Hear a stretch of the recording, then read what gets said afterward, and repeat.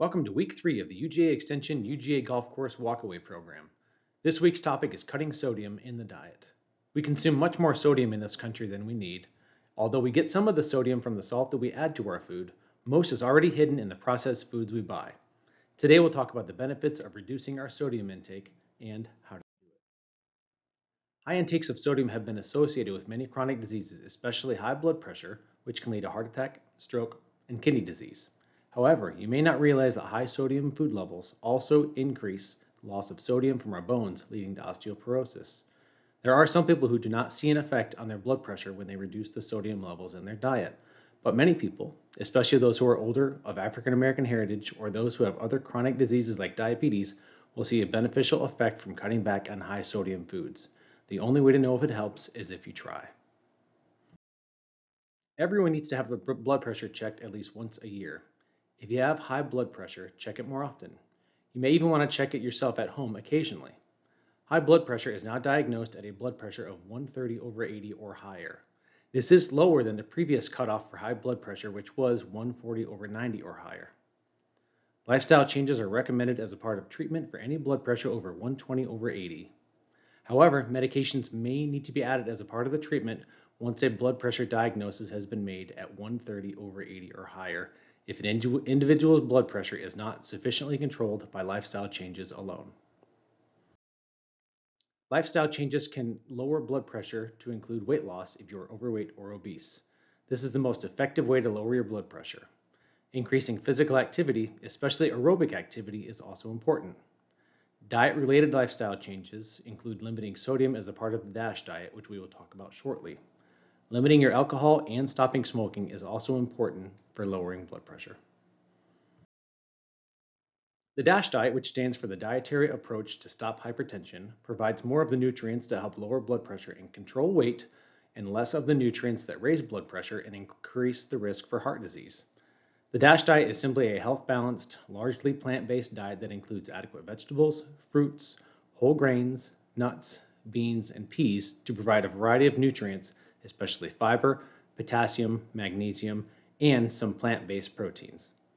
DASH also includes low-fat and fat-free dairy products to provide adequate calcium and some protein.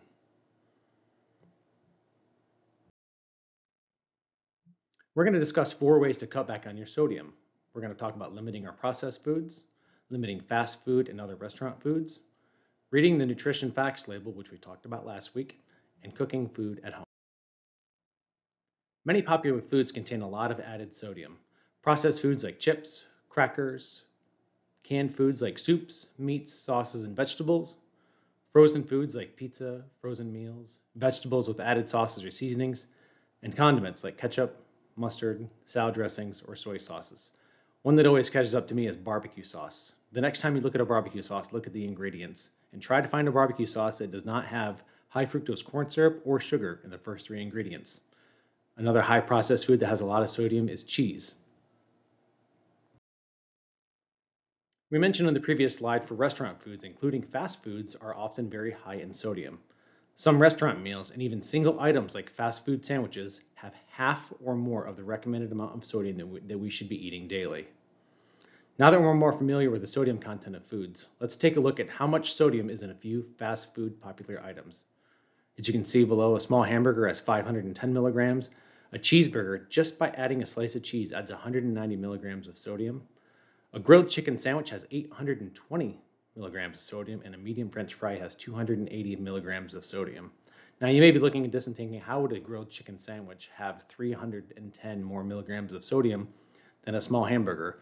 And you have to keep in mind that a lot of these grilled chicken sandwiches are marinated in a very high sodium content solution. On most packaged foods, you can find sodium on the nutrition label. This was the topic of last week's lesson, so you should not have any breaking news on this slide. There'll be 2 numbers that will help you decide whether you want to consume this food or not. The number right next to the word sodium will be the actual milligrams of sodium that are in a particular serving of that food. There's also a number listed that will tell you whether that amount is high or low. That is the percent daily value. So what items should you choose?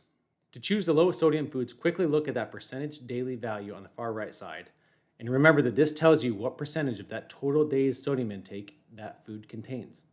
Lower sodium foods will have a daily percentage value of 5% or less.